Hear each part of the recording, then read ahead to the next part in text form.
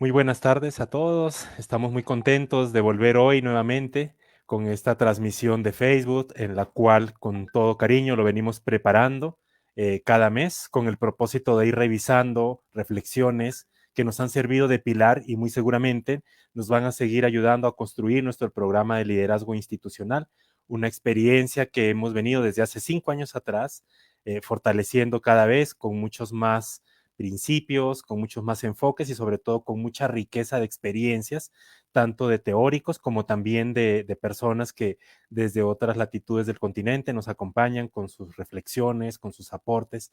Y qué más, pues que recordarles que a lo largo de de estas transmisiones que hemos tenido mensuales, hemos estado revisando las prácticas restaurativas y cómo éstas se vuelven un factor de alta influencia y sobre todo oportunidad para el trabajo con las niñas, las adolescentes y las jóvenes de nuestra institución.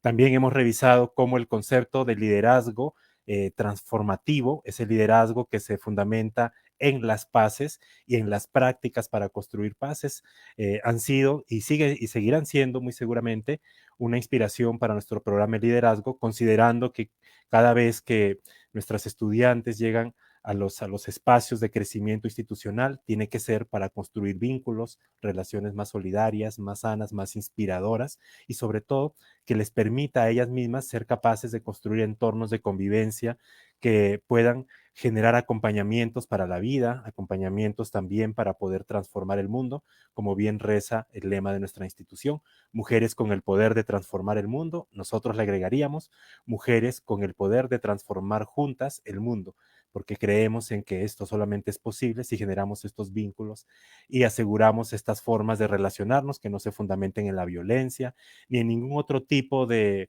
relaciones que nos produzcan daños. Estamos muy contentos de estar nuevamente aquí, ya prestos y listos para poder hacer esta transmisión de esta oportunidad en la que hemos invitado a una persona a quien yo aprecio muchísimo, de quien hemos aprendido muchísimo, que además ha sido una maestra en este proceso nuestro, y que quisiéramos seguir teniéndola al lado, aprendiendo de ella y conociendo sus prácticas. Y pues para mí es un honor presentar a Alejandra Betanzo. Ella es una conocida desde hace ya un buen tiempo, pero sobre todo la hemos venido siguiendo antes de conocerla con todos sus aportes y sus reflexiones en sus prácticas. Y pues me doy el gusto de presentar a Alejandra. Si quieres saludar antes, Alejandra, de presentar todo tu experiencia y tu trabajo que muy seguramente nos va a enriquecer hoy. ¿Tu micro, Ale? Ahí está, ya. Sí se me escucha, ¿verdad? Sí, bastante bien. Sí. Muchísimas gracias, Ebert, por la invitación y me siento como muy honrada de poder tener este espacio para compartir pues algunas reflexiones que pues me apasionan y que además pues me dan mucha esperanza sobre pues lo que podemos hacer con este mundo, ¿no? Que se nos está cayendo a pedazos. Y mucho pues pensando en formas alternativas de relacionarnos entre las personas, ¿no? Entonces, bueno, pues me presento un poco para contarles quién soy. Mi nombre es Alejandra Betanzo, como ya dijo Ebert, y bueno, yo me dedico a apoyar organizaciones y en general organizaciones de la sociedad civil, organizaciones públicas y privadas, a generar colaboración al interior de los equipos de trabajo, en gran medida a través de este enfoque que voy a compartir con ustedes, se llama comunicación no violenta. Yo también me he dedicado por un tiempo a apoyar formas de abordar situaciones de violencia de una manera no violenta, ¿no? Las respuestas que solemos tener en nuestra sociedad a la violencia, pues suelen ser como con más violencia, ¿no? Y pues no logramos parar ese círculo, ese ciclo, ese círculo vicioso, digamos, ¿no?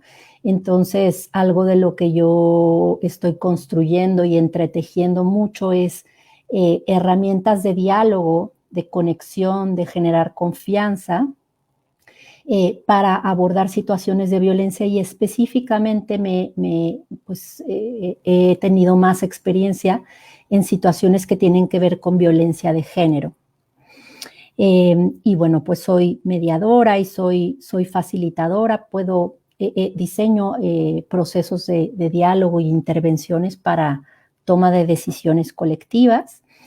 Y bueno, pues ya desde hace 5 años he estado en un proceso muy profundo de integrar la comunicación no violenta a mi vida, y que digamos, en algún momento va a implicar que ya pueda yo ser entrenadora certificada por el Centro para la Comunicación No Violenta que está en Estados Unidos.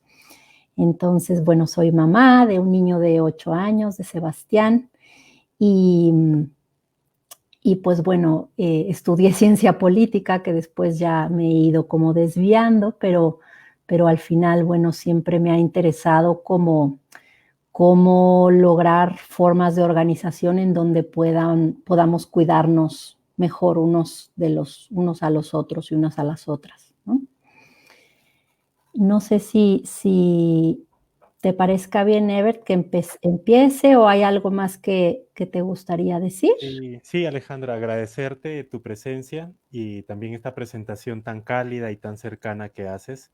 Mm, Eh, no sé, ahora estoy en la duda si leo o no tu perfil, que además ah, es importantísimo, creo okey. yo, porque vale la pena desde dónde estás hablando, desde qué experiencias, así que Bueno, voy a tomar esa libertad de hacerlo, ¿sí? Muy genial. bien. Alejandra es especialista en resolución colaborativa de conflictos, conducción y facilitación de procesos de diálogo y construcción de consensos y cambio organizacional.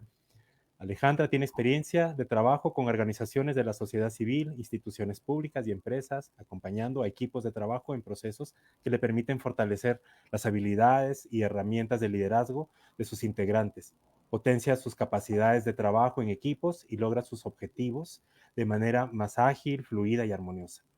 Hace 5 años inició el proceso para obtener la certificación como formadora en los Estados Unidos. Entre sus logros más recientes en esta materia está su participación en el equipo que elaboró e implementó el protocolo de atención a casos de violencia de género en la universidad, en la UNAM de México, que desde el 2016 ha atendido a más de 900 casos de esta naturaleza. También en la UNAM, Alejandra diseñó el sistema de resolución alternativa de conflictos con la que esta casa de estudios se sumó a más de 400 universidades en el mundo que ya utilizan esta metodología de diálogo constructivo, respetuoso y equitativo basado en la justicia restaurativa como complemento de las formas disciplinarias tradicionales de abordar este tipo de situaciones. Alejandra, bienvenida al gimnasio femenino, estamos todos muy atentos y sobre todo muy ávidos de aprender de tu experiencia en estos temas de comunicación no violenta, liderazgo, prácticas restaurativas y sobre todo en trabajar estos temas de la violencia de género. Bienvenida Mm, y es todo tuyo este escenario. mm. Muchas gracias, Evert. Y bueno, quiero antes de comenzar, invitarles a que, pues si van surgiendo reflexiones, dudas, preguntas, por favor, puedan compartirlas con nosotros en el chat, pues me encantará pues tener algo de retroalimentación sobre cómo están recibiendo este material que comparto. Entonces, bueno, siempre me gusta empezar por eh, hacer un reconocimiento de la persona que desarrolló este modelo de comunicación no violenta. Él ya murió, se llamaba Marshall Rosenberg. Era un psiquiatra, psicólogo que vivía en Estados Unidos y que escribió este libro que se llama Comunicación no violenta. Está pues, en muchos idiomas, se los recomiendo mucho. Es un libro muy sencillo, muy ameno y que pues hace que uno empiece a ver las cosas de otra manera, es como mágico.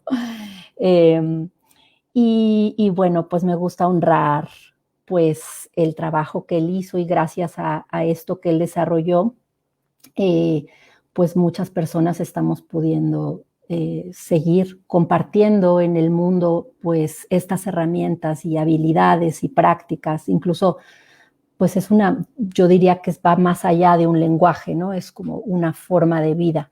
Y bueno, pues honrar este regalo que nos dejó Marshall Rosenberg.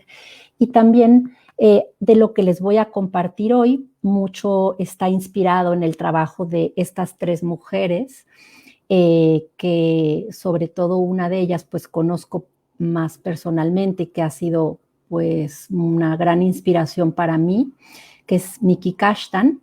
Y bueno, pues las otras 2 personas, Inbal Kashtan, que es la hermana de Miki, ella murió también hace 3, 4 años, pero el trabajo que dejó también es importantísimo sobre el tema del poder y cómo compartir el poder. Y entre las 3 trabajaron mucho este tema e hicieron cosas en conjunto, incluyendo a Roxy Manning. Roxy es una de las personas que más ha introducido, ha enriquecido el modelo de comunicación no violenta para visibilizar como las posibles desigualdades que puede haber incluso que puede generarse a partir incluso del mismo modelo de comunicación no violenta. Ella, al ser una persona de color, una persona negra, pues vivió en carne propia como estas barreras, ¿no? Estas barreras invisibles de poder entrar a un mundo pues de personas predominantemente blancas y empezó a visibilizar estas situaciones y entonces ha enriquecido mucho, mucho el modelo de comunicación no violenta y sin duda pues el trabajo que ellas 3 han hecho es una gran inspiración y parte de lo que les voy a compartir el día de hoy. Entonces, bueno, empezaría por hacer esta pregunta, ¿no? ¿Qué significa tener poder? Y bueno, la respuesta como más inmediata por la manera en que hemos sido socializados, por el tipo de dinámicas que tenemos en esta sociedad, en el sistema en el que vivimos, el poder remite a como este tipo de definiciones, como lograr que otra persona haga lo que yo quiero que haga, aunque él o ella no quieran, ¿no? Eso es tener poder. Si yo tengo poder, yo puedo lograr que la otra persona haga lo que yo quiero que haga, aunque ella o él no quiera, ¿no? Entonces, esto se puede aplicar, pues, a la crianza, ¿no? Digamos, la crianza y la maternidad y la paternidad para personas de todas las edades, ¿no? Finalmente, los padres pues tenemos un poder sobre nuestros hijos, ¿no? Y en un momento dado, pues la educación que a veces intentamos no replicar, pero son patrones que se reproducen porque son sistémicos de alguna manera, y ahorita voy a explicar a qué me refiero con esto. Pues básicamente hay un paradigma muy fuerte de enseñar a los niños a obedecer, ¿no? Y de alguna manera, pues obligarlos a hacer cosas que ellos no, a lo mejor muchas veces no quisieran hacer, ¿no? A esta forma de poder o a esta concepción del poder, Marshall Rosenberg le llamó poder sobre, ejercer poder sobre alguien a costa de sus necesidades, ¿no? Y esto no quiere decir que alguien que ejerce poder sobre tenga mala intención, puede tener muy buenas intenciones como las tenemos los padres con nuestros hijos e hijas. Sin embargo, finalmente reproducimos ciertas dinámicas incluso en el aula, en el mundo laboral, ¿no? En donde la persona que tiene poder, el padre, el profesor, la profesora o el jefe, ¿no? tiene unas necesidades y es capaz de ver sus necesidades y no estar conectado con las necesidades de la otra persona, ¿no? Y bueno, voy a ir entrando un poco más en detalle. Pero bueno, ¿cómo se ejerce el poder sobre, ¿no? Este tipo de poder, el poder que implica como hacer que otro haga lo que yo quiero que haga, aunque él no quiera, pues bueno, básicamente es muchas veces una dinámica de competencia en donde implica ganarle a la otra persona, ¿no? Y quien sea pues más fuerte, quien tenga más acceso a ciertos recursos, quien tenga más conocimiento, quien tenga, en fin, una serie de recursos, pues puede hacer que el otro haga lo que uno quiere, ¿no? Y algunos de los medios que utilizamos para ejercer el poder sobre otras personas, ya lo decía yo, una es el control de los recursos, ¿no? Las personas que tenemos acceso a ciertos recursos podemos pues controlarlos y condicionarlos a dárselos o no a la persona sobre la cual estamos ejerciendo poder. Entonces, así un profesor tiene, por ejemplo, acceso a las calificaciones, las evaluaciones. Un padre tiene acceso, pues, al dinero, a los permisos, pues, y mientras más pequeño el niño, pues, más dependiente, ¿no? Es de los padres. Y los jefes, pues, pueden, por ejemplo, correr a su empleado, ¿no? En un momento dado. También otros medios que usamos es la riqueza, la violencia física, la misma educación, las leyes, el lenguaje que usamos, algunas prácticas políticas y estructuras en general, estructuras económicas, estructuras sociales, estructuras políticas. Todas estas se refuerzan entre sí, digamos, y nos llevan a crear y reforzar una sociedad en la que predomina el uso del poder sobre, ¿no? Para esto, pues a veces se utiliza la fuerza o la amenaza de usar la fuerza, el acceso, ¿no? El poder dejar fuera a otros de acceso a bienestar, a recursos que den bienestar. También a través del miedo, de inducir miedo, a través del castigo, también pues a través de generar culpa o vergüenza, y otras formas que a veces son más sutiles y que es una de las maneras en que funciona el poder moderno y es pues entrando en la cabeza de las personas, ¿no? Que las personas se apropien de una narrativa y la hagan suya, ¿no? Y que ya no sea necesario usar la fuerza para que ellos hagan lo que yo quiero que hagan, porque pues yo ya logré que ellos incorporaran como parte de su sistema de creencias eso que yo necesito, ¿no? Y algunas de las formas pues son estas, aprendiendo a obedecer.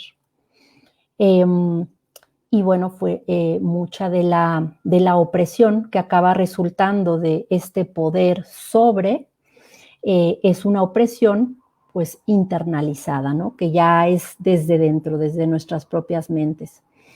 Y hay un ciclo que me parece interesante, que cómo entender cómo funciona, ¿no? A partir de los estereotipos que generamos, decimos, esto tiene valor en esta sociedad y esto no tiene valor. Las personas que tienen color de piel blanco tienen más valor que las personas que tienen color de piel más oscuro. O las personas, los varones tienen más valor o todo lo masculino, digamos, es más valorado de alguna manera que lo femenino, ¿no?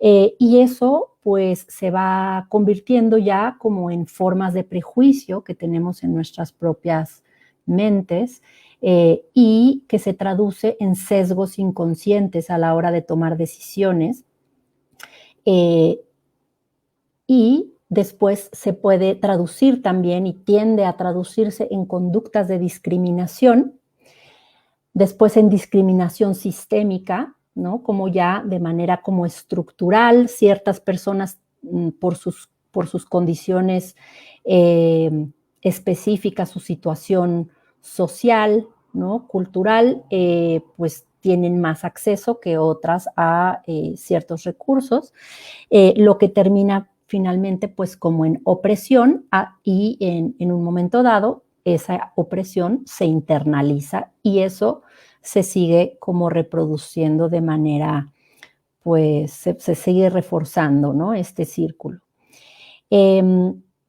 Algunas otras formas de ejercer el poder sobre es deshumanizándonos unos a los otros.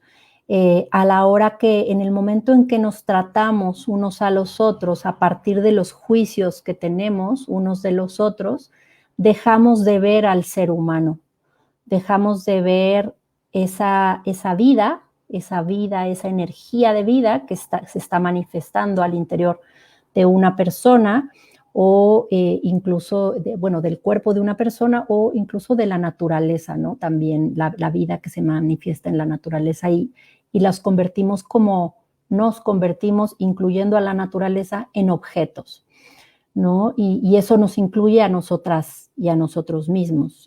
Nosotros también no, dejamos de estar en conexión con nuestras emociones y con nuestras necesidades, ¿no? Que finalmente es como esa energía que está en nosotros. Otra manera que hacemos para ejercer poder sobre, ¿no? los seres humanos es invisibilizando a algunas personas, invisibilizando el trabajo doméstico, por ejemplo, invisibilizando la contribución que hacen ciertos grupos culturales a una sociedad, restándoles importancia de alguna manera, ¿no? Y muy de la mano de invisibilizar es minimizar, ¿no? Pues no quitar valor, quitar valor al grado que la propia persona empieza a creer que no tiene valor, ¿no? Esta sensación que tenemos hoy en el mundo, todos los seres humanos, pues de no ser suficientes, de nunca ser suficientes, ¿no?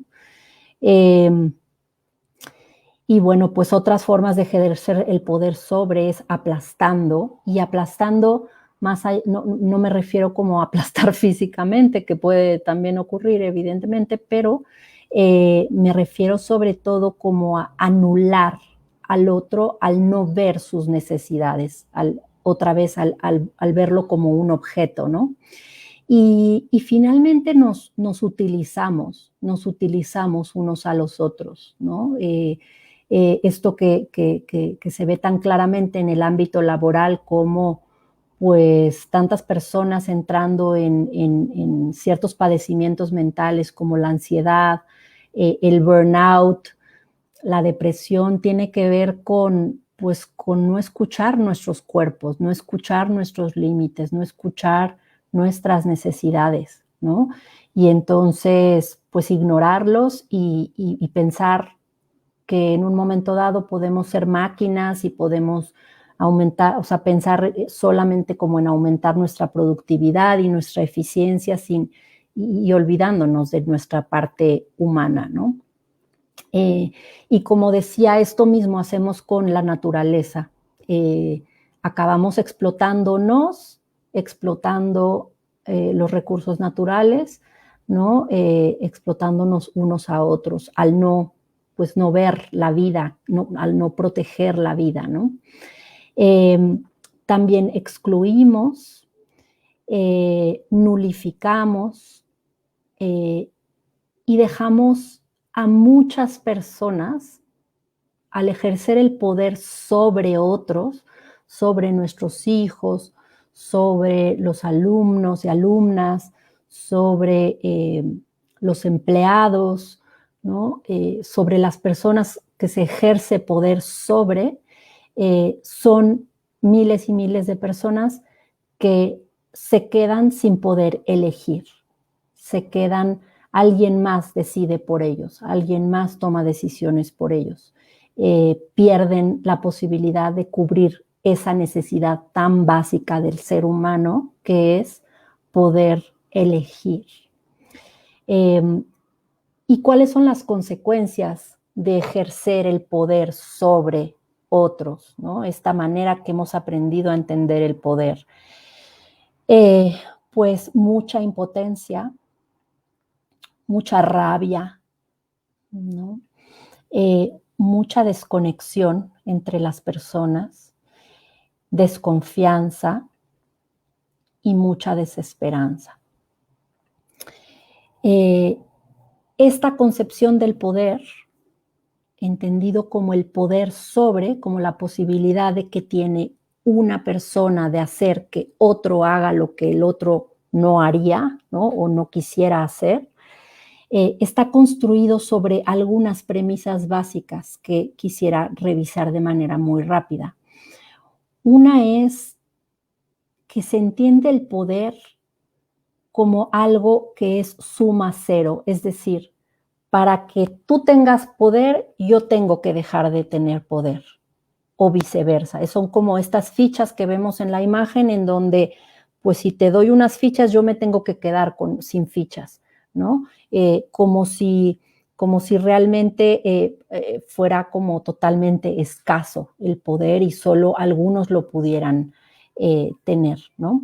Entonces, en ese sentido, pues siempre tenemos esta como urgencia por definir si ganas tú o gano yo, ¿no? Los conflictos los solemos resolver así, el sistema de justicia funciona así, siempre hay un ganador y un perdedor, como que está descartada la posibilidad de encontrar soluciones que funcionen para todos, soluciones en donde ganemos todos.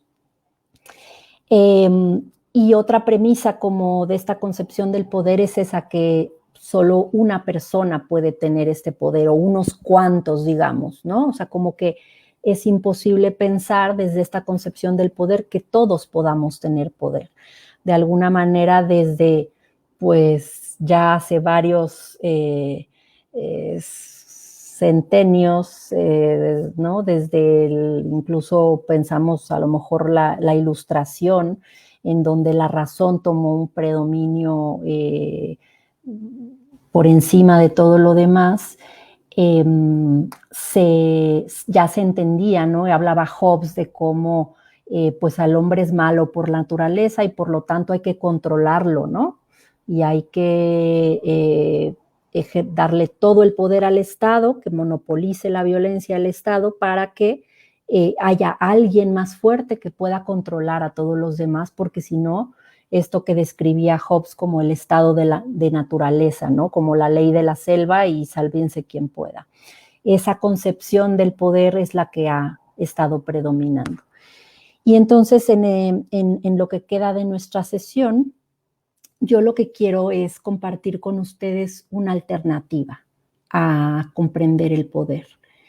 Y esta alternativa es desde el paradigma de la comunicación no violenta y desde la no violencia en general, porque otras prácticas como la justicia restaurativa, que son como primas hermanas, ¿no? De la comunicación no violenta, u otras el construccionismo social, las prácticas narrativas que están empezando a dar alternativas para pensar en un mundo en el que todos podamos tener poder, ¿no? Entonces, bueno, pues el mundo en el que vivimos actualmente, y no es en México, no es en Colombia, no es América Latina, esto es en el mundo occidental, me atrevería a decir, y por los últimos 7,000 años, digamos, no es algo que pasó ayer, pues partimos de la idea de que los recursos son escasos.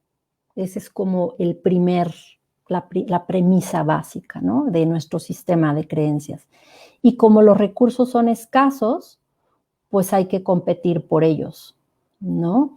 No todos podemos tener, entonces pues hay que pelear y el que sea más fuerte pues ganará, ¿no? y por lo tanto, pues el paradigma de poder que predomina en nuestras relaciones es el poder sobre, ¿no? El que describí en esta primera parte de mi exposición. Y entonces vivimos con miedo, miedo a los demás, como vivimos con una armadura puesta, ¿no? Y tenemos como meta lograr ser autosuficientes, porque de esa manera no necesitamos a los demás, ¿no? Y esto es, pues, evidentemente parte del paradigma del individualismo, ¿no? Y nos entendemos como separados unos de otros, unas de otras, como si realmente pudiéramos no depender unos de los otros para satisfacer nuestras necesidades y como si lo que me pasa a mí realmente no te afectara a ti, ¿no? Todo esto pues genera mucha desconfianza, mucho resentimiento y resistencia al cambio, porque yo no confío en que alguien más va a ver por mí y por mis necesidades. Entonces, si yo ahorita estoy bien, mejor no cambiemos porque no sé en el futuro qué pueda pasar, ¿no? Entonces, hay como esta resistencia y este querer como mantener el statu quo de alguna manera. Todo esto lleva finalmente a un mundo como el que vemos hoy, cualquier día que veamos las noticias, ¿no? Un mundo en el que se priorizan las necesidades de unos sobre las necesidades de otros. Y no tenemos que hablar de los problemas macro, que por supuesto que digamos, podemos verlo ahí, cómo se priorizan unas necesidades sobre otras, pero también lo podemos ver a nivel micro, en nuestra cotidianidad, al interior de nuestras familias, al interior de nuestras comunidades escolares, al interior de nuestras comunidades laborales, ¿no? Cómo finalmente ahí se juegan unas dinámicas de poder en donde reproducimos estos esquemas en donde las necesidades de unos son tomadas más en cuenta que las de otros, ¿no? Entonces, el paradigma alternativo es pensar que los recursos sí alcanzan para todos. Y bueno, eso es como todo un tema en sí mismo, ¿no? Y cuesta mucho trabajo como abrirse a la posibilidad de que esto sea cierto porque tenemos tan acendrada la creencia de que los recursos son escasos y no alcanzan que nos cuesta mucho trabajo pensar que, que realmente sí alcanzan, ¿no? Y bueno, pues si partiéramos de esta premisa y pudiéramos como darnos cuenta que así es, que si pudiéramos vivir en la colaboración, que si pudiéramos vivir en un mundo de mayor colaboración, podríamos encontrar soluciones que funcionen para todos y que consideren las necesidades de todos y todas. Entonces, en este paradigma alternativo, en lugar de ejercer el poder sobre otros, compartiríamos el poder. Todos tendríamos poder y lo compartiríamos. Y en lugar de tener miedo, estaríamos cultivando el amor hacia unos y a los otros y nos daríamos cuenta de cómo somos interdependientes y de cómo estamos conectados, ¿no? Y que finalmente lo que te pasa a ti me afecta a mí y viceversa, y lo mismo incluyo a la naturaleza, lo que le pasa a la naturaleza me afecta a mí también y viceversa. Entonces podríamos vivir con la confianza de que mis necesidades van a importar, ¿no? Mis necesidades siempre van a ser tomadas en cuenta, siempre voy a ser visto, voy a ser visto y podríamos cultivar mucho más la compasión que el resentimiento y estaríamos mucho más abiertos al crecimiento y al cambio y a la innovación, precisamente porque confiamos en que vamos a encontrar soluciones que funcionen para todos y para todas.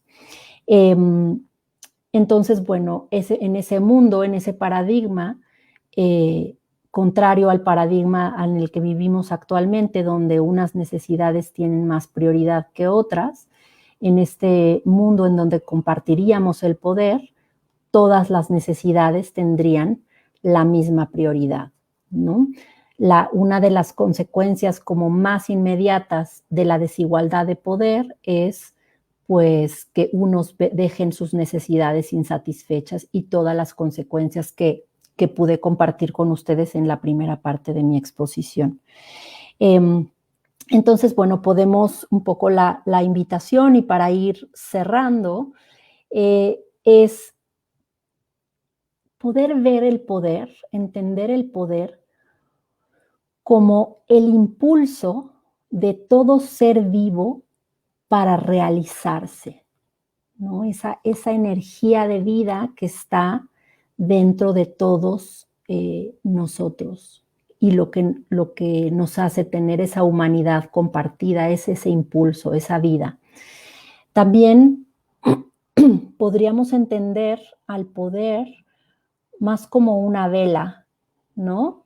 Como no la vela, sino el fuego, como la luz del fuego, ¿no?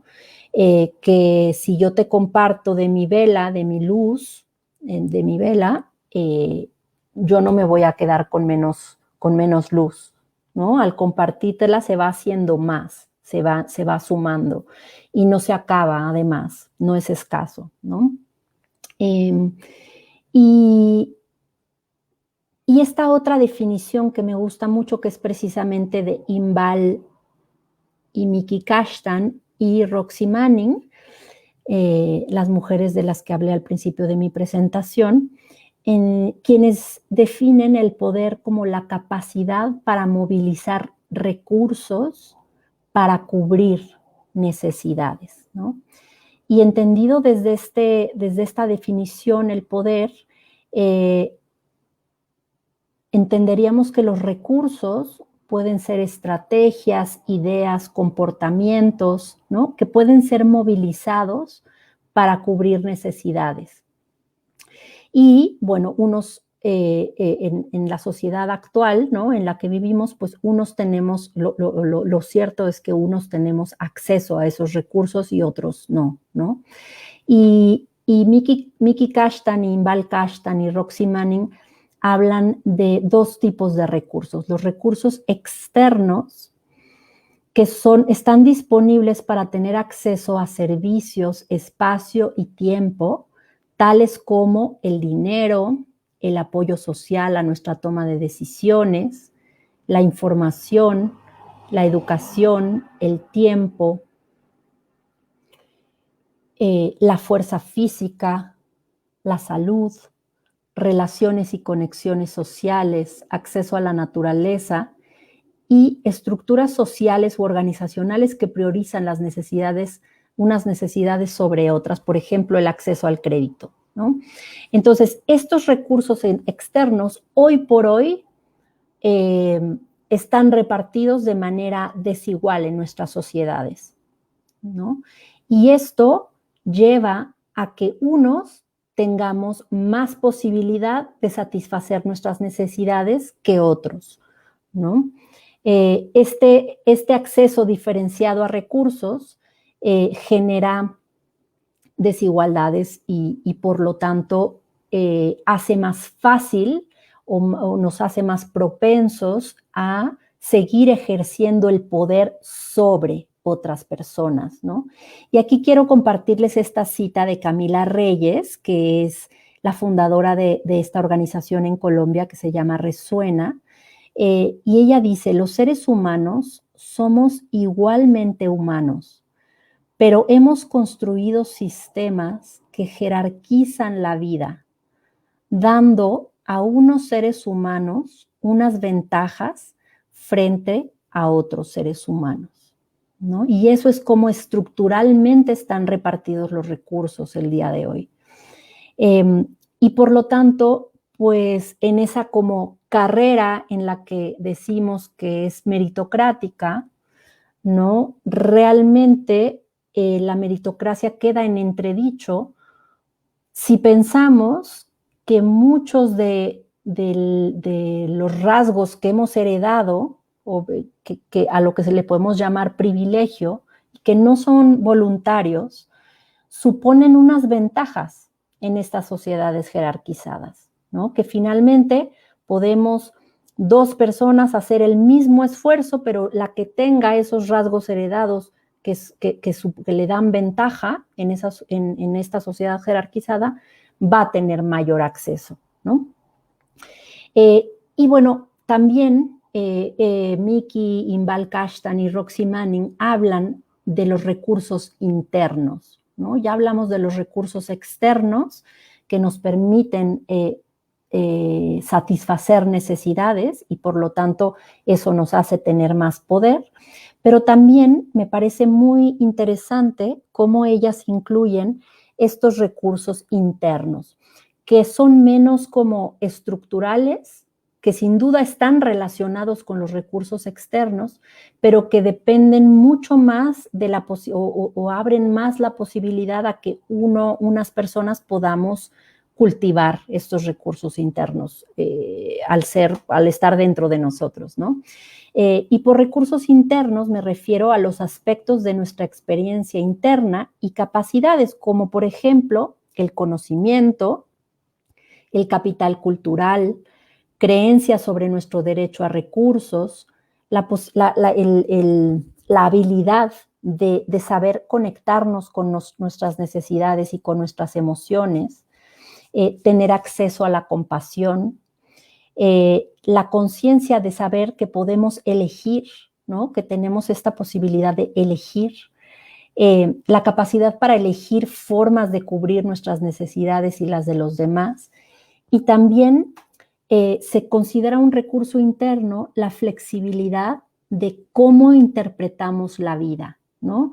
Esta habilidad que podemos desarrollar y que nos puede dar mucha resiliencia frente a situaciones adversas, que es como saber desarrollar historias, sistemas de creencias sobre la vida y tener pensamiento crítico, ¿no? Que nos da muchas mayores posibilidades de resiliencia. Entonces, bueno, algunas personas en el mundo en que vivimos tienen mucha mayor capacidad que otras para movilizar recursos internos y externos para atender necesidades.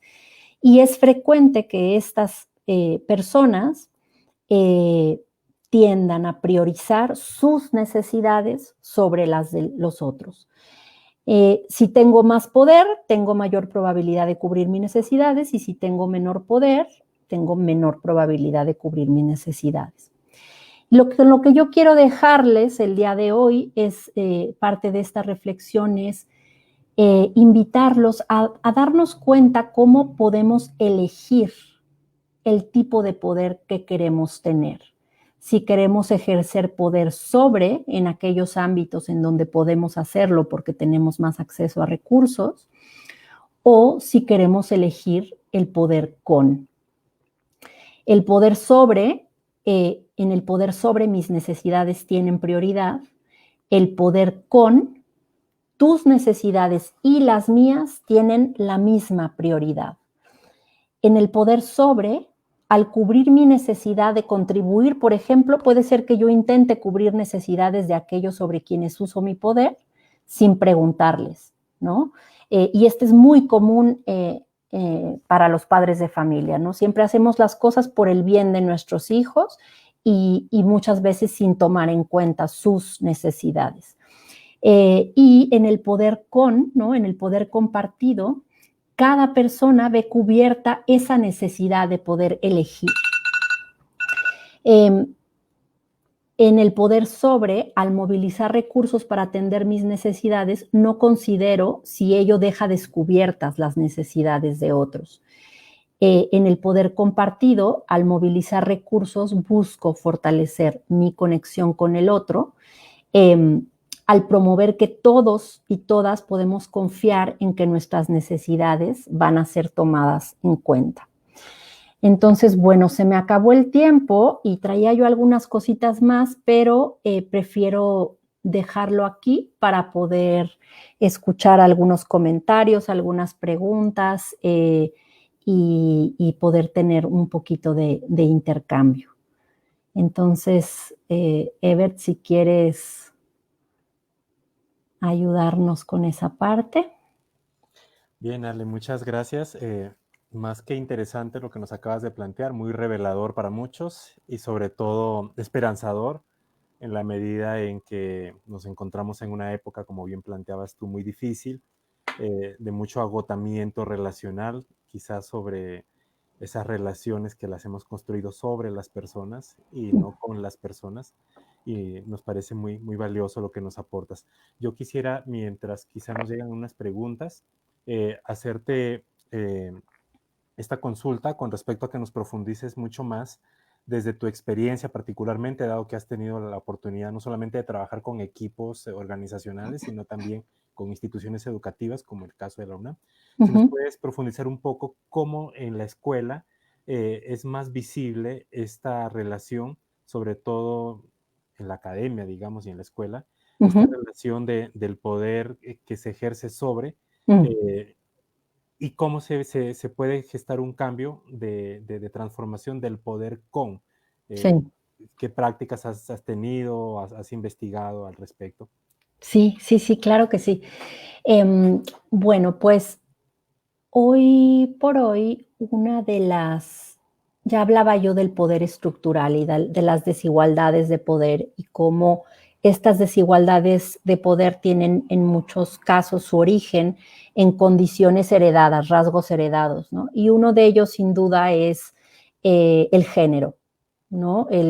Los mandatos sociales de género que han asignado a mujeres y a hombres según su sexo biológico una serie de roles y patrones a seguir que en sí mismos, por la manera en que están distribuidas las tareas y la manera en que se valora más unas cosas que otras, le restan mucho poder a las mujeres, ¿no? Y esto lo vivimos pues en todos los ámbitos y sin duda el ámbito educativo no es la excepción, ¿no?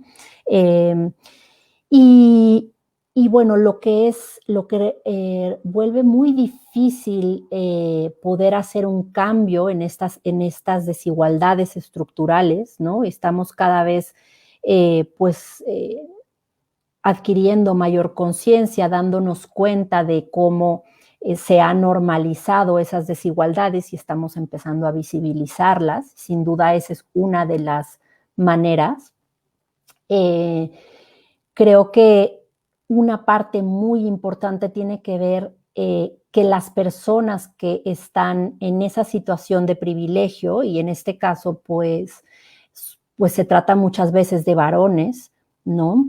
Eh, que puedan, el privilegio tiene como la gran desventaja de no permitirte darte cuenta que tienes privilegio.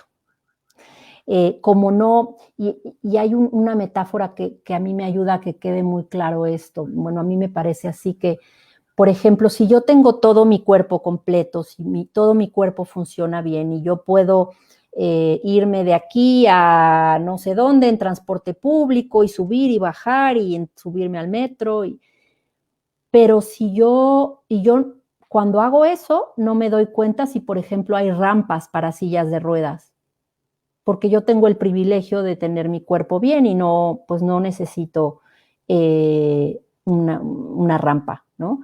Sin embargo, si yo intentara irme en silla de ruedas al mismo lugar, en transporte público, usando todos ese mismo recorrido, pues me daría cuenta cuando pues todas las barreras que voy enfrentando como una persona que tiene alguna discapacidad motriz, por ejemplo, ¿no? Entonces, eh, una de las formas como que sin duda hará mucha falta es que las personas que estamos en posición de privilegio empecemos a darnos cuenta de ese privilegio y a usar ese privilegio a favor de quienes no lo tienen. No sé si esto hace algo de sentido, Ebert. Y si por ahí va tu pregunta, si estoy respondiendo. No, está muy ¿Sí? interesante. Sí, nos generas muchas más reflexiones para seguir ahondando, sin duda. Lástima estos espacios tan cortos. Tengo dos preguntas. Sí. Virgilio Chávez de México nos pregunta, ¿cómo podría incorporarse el poder con el ámbito empresarial, los ámbitos gubernamentales, organizacionales? Ujú, sí. Es una súper pregunta. Gracias, Virgilio, y qué padre saber que estás ahí. Eh, bueno, pues es algo que cuesta mucho trabajo porque las culturas organizacionales están totalmente jerarquizadas, ¿no? Y tenemos está muy fuerte el paradigma en el ámbito laboral de que pues las jerarquías y por lo tanto hay como esta desconfianza de los empleados, de los colaboradores, se les ve como personas de las cuales hay que desconfiar y a quienes hay que vigilar, porque seguramente si no los vigila uno no van a hacer lo que tendrían que hacer, ¿no? Y entonces está tan fuerte esta pues, cultura, digamos, dentro de las organizaciones, que da mucho miedo desde las posiciones de liderazgo pensar en compartir el poder, ¿no? Es como todo un sistema de creencias que se ha reforzado y lo que se ha encontrado pues ya en los estudios de qué hace que los equipos de trabajo en el mundo laboral funcionen en su mejor versión, eh, uno de los principales hallazgos es precisamente que todos y todas se sientan igualmente apreciados, valorados, que exista la confianza de poder aportar, opinar, proponer, hacer propuestas para cambiar el statu quo, ¿no? Es lo que hace, hoy por hoy la economía se mueve por las ideas y lo que hace que un equipo logre innovar es que pueda compartir el poder al interior de los equipos de trabajo. Entonces, en los estudios, las investigaciones que se han hecho en el mundo del management, de la administración de organizaciones, queda muy claro que la colaboración es la opción, ¿no? Lo que cuesta mucho trabajo es romper con los hábitos, los patrones y el miedo que da a hacer las cosas diferente, ¿no? Sí, yo venía pensando precisamente en eso que tú dices, el miedo, el sentirse diferente en un mundo en donde es radicalizada todas estas posturas del liderazgo, del poder sobre, el miedo que genera hacer lo contrario, ¿cierto? Y también es el miedo que a nosotros como educadores, papás, nos surge también cuando planteamos estas prácticas con nuestras estudiantes, que estemos cuidando no generarles un entorno idealizado, una burbuja, que luego allá la selva se las pueda absorber. Y creo que una gran hallazgo que hemos encontrado es enseñarles a ellas no a esperar estos entornos, sino a construirlos en las Mm, relaciones que hacen con los demás. Y mm. pues eso me lleva a recordar y a reflexionar esto que tú planteas.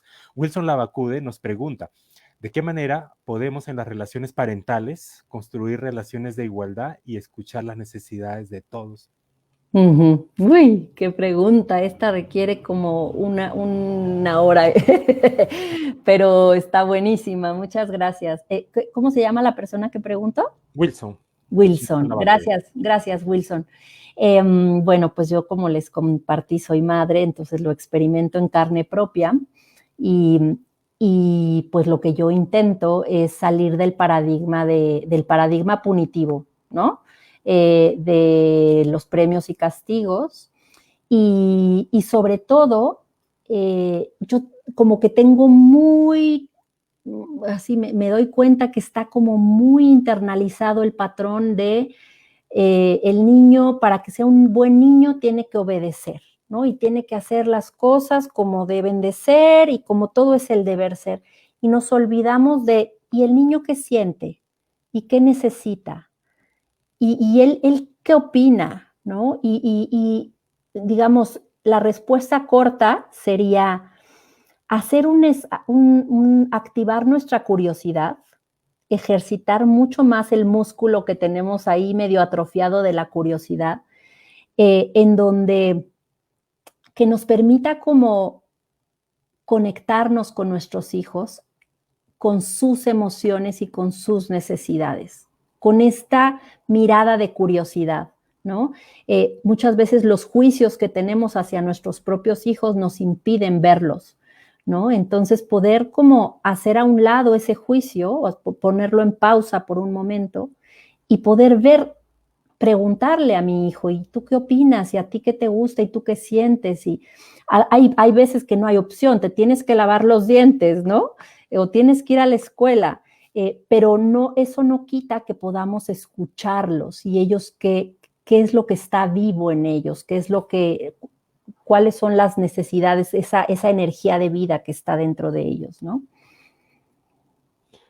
Sí, Ale, yo valoro mucho esto que nos hablas de la mirada de curiosidad. ¿Cómo se nos olvida? Yo soy papá también, y cómo se nos Mm, olvida ser curiosos de lo que nos pueden sorprender nuestros hijos. Y eso nos lleva no solamente, como bien dices tú, a indagar en sus necesidades, sino también en sus capacidades, que me parece esencial en medio de la curiosidad, maravillarnos de lo que son capaces de hacer cuando sí, precisamente hacemos las cosas con ellos y no contra ellos.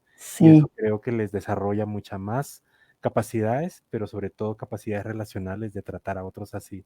Valoro Ujú, mucho esta idea que nos planteas de la mirada con curiosidad a los hijos. ujú, ujú.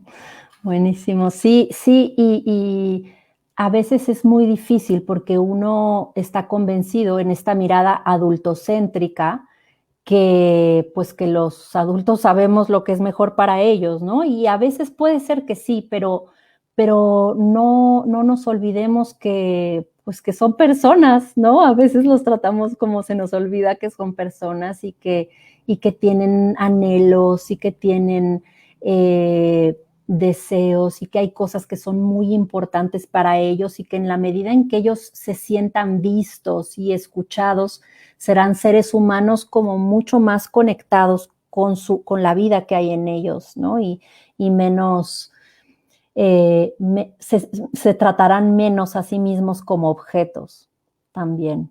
Bien, quizá nos alcanza una pregunta más, Ale. Ujú. Tatiana Pérez de Urbina, una de las mamás seguramente de nuestra institución, nos pregunta, si yo soy la mamá, ¿no se supone que tengo la responsabilidad de educar a mi hija? Mm, Si sí, la dejo hacer lo que quiera, entonces es una educación sin límites. Si le pongo límites, también está mal. Entonces, ¿cómo debe ser la educación?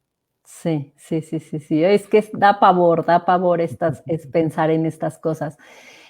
Por supuesto que tenemos la responsabilidad. Y aquí el tema no es, bueno, ahora todo se vale en la casa, ¿no? Y cada quien haga lo que quiera y que reine el caos o que reine la anarquía. No, se trata de conectarnos con nosotros mismos como adultos, con nuestras necesidades, y desde esa conexión con nuestro corazón, ¿no? Y desde esa lugar como de curiosidad y de empatía, incluso de compasión, poder conectarnos y ver a nuestros hijos como seres humanos que tienen ahí vida dentro de ellos, ¿no? No quiere decir que no les vamos a poner límites, no quiere decir que, o sea, porque finalmente, eh, y claro, estamos hablando pues de quién sabe cuántos rangos de edades, ¿no? Pueden ser un niño de 4 o un joven de 18, ¿no?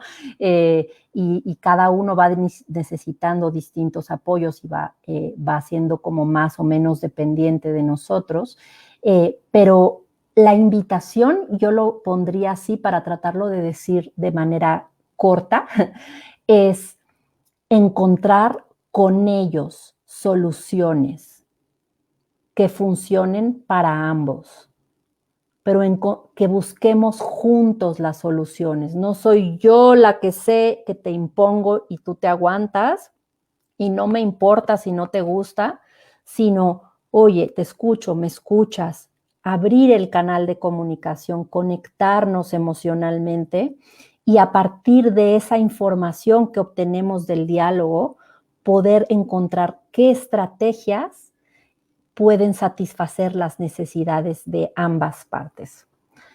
Me encantaría poder hablar más tiempo, pero sé que está limitado, entonces esa sería también como la respuesta corta. Ale, muchas gracias a todas estas reflexiones, estas respuestas que nos acompañas con nuevas ideas y también con nuevas posibilidades de pensar.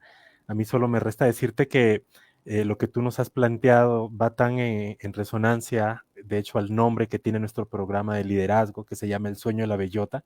Mm, Precisamente eso, una pequeña bellota, creo que el nombre, la metáfora también lo dice mucho, una bellotita, alguien linda, que está allí contenida, llena de muchas capacidades y espera las condiciones mínimas, y creo que esas condiciones mínimas nos resuena lo que nos dices, es hacer las cosas con ellos, no sobre ellas, Mm, generar ese vínculo de capacidades que tenemos y tienen ellas para hacer juntos cosas maravillosas, y creo que ese es el entorno que nuestras chicas y nuestras generaciones de ahora requieren, que tengan adultos que sean capaces de construir con ellos, y nos van a sorprender sin duda, y lo decimos desde nuestras prácticas, las veces que hemos podido trabajar con nuestras chicas, que es muy frecuente, nos sorprenden con las verdades profundas a las que llegan, que a veces de la manera económica más rápida quisiéramos imponérselas, pero tomarnos el tiempo para hacerlo con ellas es mucho más significativo y mucho más transformador, tanto para nosotros de verlas que llegan a eso, como de ellas que logran conseguir esas mismas verdades que quizás estábamos afanados por querer transferírselas, ellas consiguen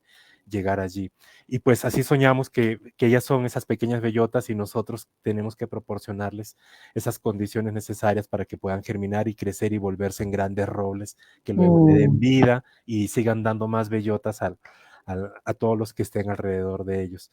Pues Ale, te abro el micrófono para que nos compartas ya tu reflexión final, Qué casi como lindo. en un círculo, cómo te sentiste y qué nos Exacto, quieres dejar en conclusión. exacto.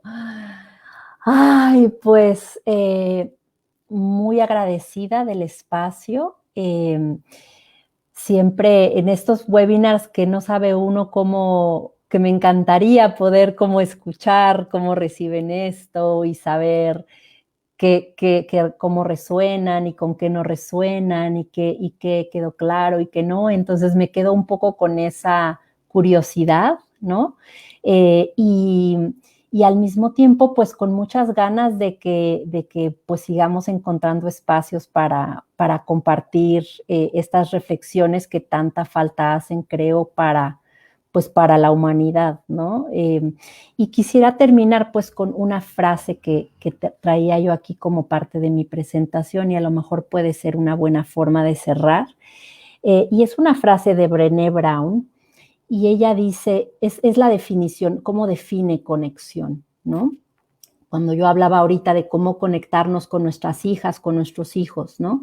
La conexión es la energía que existe entre las personas cuando se sienten vistas, escuchadas y valoradas, cuando dan y reciben sin juicio y cuando derivan sostenibilidad y fuerza de la relación. Entonces, bueno, los dejo con esto y me voy muy agradecida del espacio y la confianza de ver. Muchas gracias.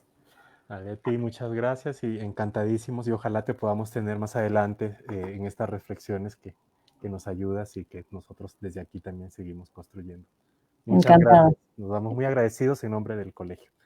Para los papás, les queremos decir que el próximo webinar lo vamos a tener el 10 de diciembre con un tema también en continuación a todas estas reflexiones que hemos venido trabajando ya desde hace 2, 3 meses atrás. Así que están invitados. Vamos a cambiar la hora, lo vamos a hacer a las 5 de la tarde, dado que varios nos han pedido subir un poco el horario para poder estar en vivo, digamos, participando. ¿Sí? Así que ya les estaremos haciendo llegar la invitación al siguiente webinar, que lo haremos el 10 de diciembre a las 5 p.m. Entonces nos vamos, les agradecemos muchísimo por su presencia y nos vemos en el siguiente. Muchas gracias. Hasta luego.